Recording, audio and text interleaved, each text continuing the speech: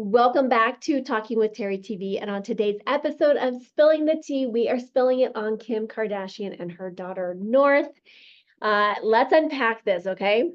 So, as most of you know, Kim and Kanye, their oldest daughter, North, she's 10 years old. She was recently performing as the young Simba in the 30th anniversary. Can you believe that? Of Disney's Lion King. I love the movie. And when I first moved here, we saw the Broadway production and just fell in love, right? Just the costumes and the music. I mean, it just felt like you were transported. It was just wonderful. However, there's been some big backlash now over this performance, and there's been some huge backlash over this particular performance. Some believe this is nepotism at its finest. Now, there's some rumors. There was a mother with her daughter who had made it through all 4 rounds of callbacks, which congratulations, fantastic, right?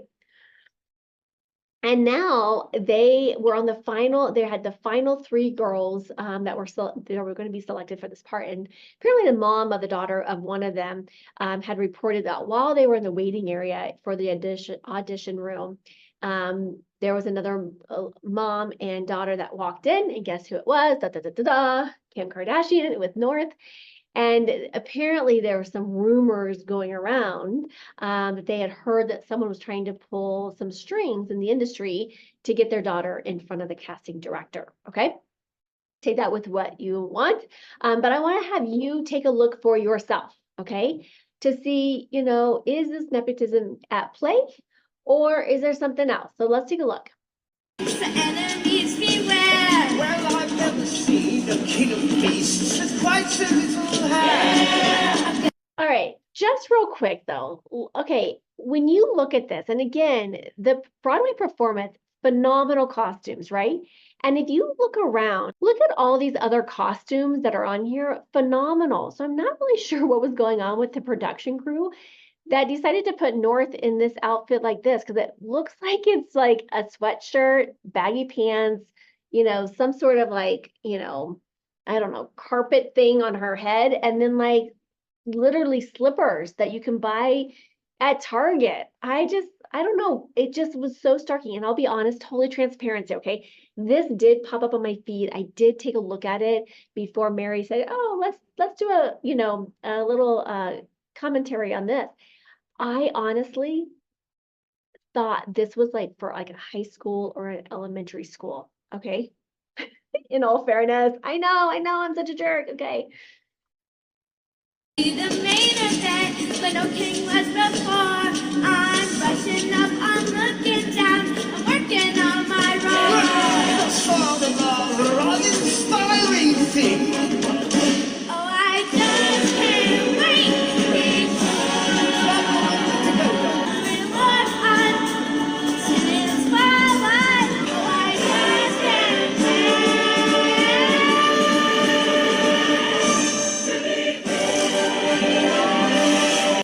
Go ahead and drop below your comments below. I'd love to hear from you what your thoughts are on that.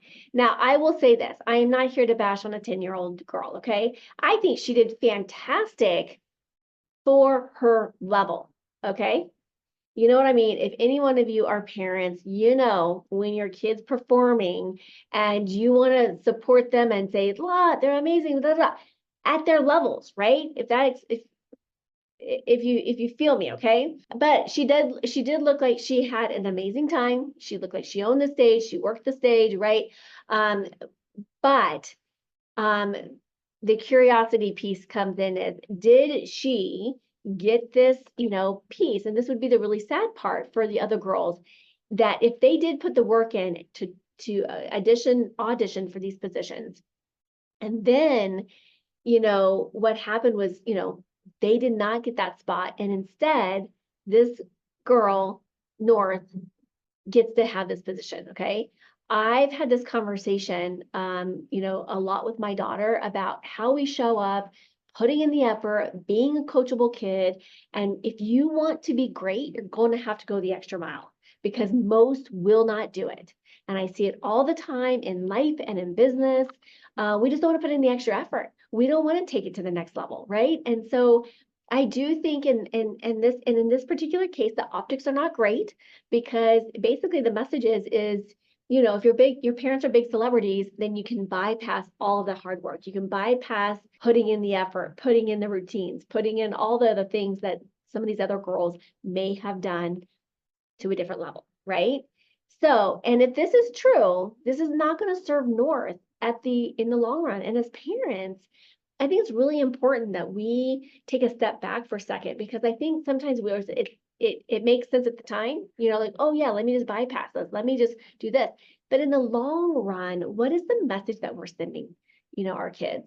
I think work ethic is becoming a lost art in this world. I know that in the last 2 years for sure, I've seen this huge transformation. And I think my clients that are business owners and you know other business owners that I've talked to in the last couple years would 1000% agree that the work ethic the is really changing. And you know, I think a lot of people just want things handed to them, right? Now, I love looking at companies that are fostering the next generation of business owners in a way that's in alignment with building with integrity, with work ethic, with a sense of accomplishment for their vision, their drive, their dedication, really to the bigger cause, right? Two companies that come up to me really quickly is I've been a part of eWomen Network for, gosh, almost 10 years probably or longer now. Sandra Yancey, her daughter Brianna Day is going to be taking over the company. I think they're 5 years into a 10-year plan, and been fostering that. That was not given to her daughter, right? That was not just handed over. Just recently, Jazzercise with Judy Shepard Messett. If you have not seen her episode, I encourage you to do so. Her daughter has been stepped up to the CEO role. So Shauna Nelson is taking over that role. And they're also really fostering their great granddaughter, Skyla Nelson, to potentially, who knows, you know, what their plan is with her. But I just think that this is a really great example of putting in the hard work by, you know, creating this space and fostering the next generation. You know, I know my daughter always asks me, over the years in just like different ways, you know, in different capacities. She's asked, you know, if she could work for me, either this company or my previous company.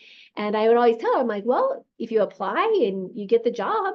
And she's like, you mean you'd make me interview? And I'm like, well, yeah, I would.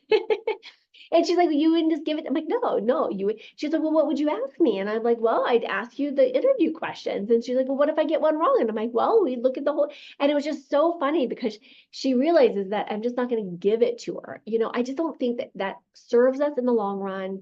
And I think we get an opportunity to teach the next generation strong values that are important than just like the give me, because I think that's part of the problem that we're seeing on this planet right now is this wave of entitlement, right? This entitlement movement, if you will, that we now are faced with. And, you know, in order for us to change the way things are moving forward, it starts with us. It starts with our leadership. It starts with us setting those boundaries. It starts with us, you know, doing the right thing and allowing ourselves to help, you know, build a better next generation, right? So here are some quick tips.